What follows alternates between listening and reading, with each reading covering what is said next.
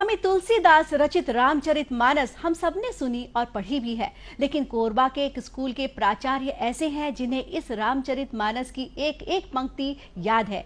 इतना ही नहीं, उन्होंने गोस्वामी तुलसीदास के इस महान ग्रंथ का छत्तीसगढ़ी में अनुवाद कर छत्तीसगढ़ी लोक रामायण की रचना कर दी है।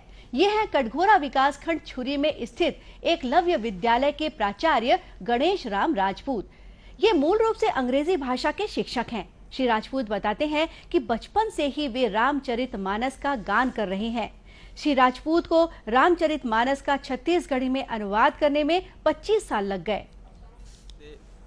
मेरी इच्छा थी कि मैं उसे छत्तीसगढ़ी की अपनी बोली में लिखूं और जन जन तक फैलाऊं, तो मेरा यही प्रयास है कि छत्तीसगढ़ी में लिखने का प्रयास मैंने किया है। इसके लिखने में तो 25 साल के आसपास लगा है, क्योंकि बचपन से ही मैं रामचरितमानस पर गायन वादन करते रहा हूँ।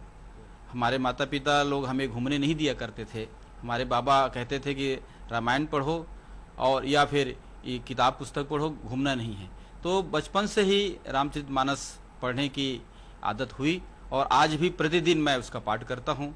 इसलिए उस पर छत्तीसगढ़ी में लिखने की जो ललक हुई, इसलिए मैंने छत्तीसगढ़ी में उसे अनुवाद करने का प्रयास किया है, जिसे राजभाषा आयोग द्वारा प्रकाशित किया गया है। उनकी इस साधना को प्रदेश सरकार ने भी समझा और पहचाना तथा राजभाषा आयोग ने बाकायदा उनकी छत्तीसगढ़ी लोक रामायण किताब का प्रकाशन करवाया। श्रवणामृत जही कथा सुनाई, सो कही प्रगट होत किन भाई। इसका तात्पर्य होता है कि जब जिस राम की कथा सुनाने वाले, ये आप कौन है भैया, प्रकट क्यों नहीं होते, ये माँ जानकी का कहना है। तो मैंने उसको छत्तीसगढ़ी गीत के रूप में इस प्रकार से दिया है। दूरी हल झन बोल ठम आ, का तोर नाव गाँव अता पता, तोर बोली निकला गे चल सुना कथा। इतना ही नहीं, श्री राजपूत ने रामचरितमानस की चौपाई और दोहा पर आधारित 700 से ज्यादा गीत भी लिखे हैं। कृति साहित्य सम्मान के साथ उन्हें कई दूसरे सम्मान से भी नवाजा गया है। निश्चित रूप से कोरबा के शिक्षक गणेश राम राजपूत ने रामायण का इस तरह छत्तीसगढ़ी में अनुवाद कर अपनी एक अलग पहचान बना ली है।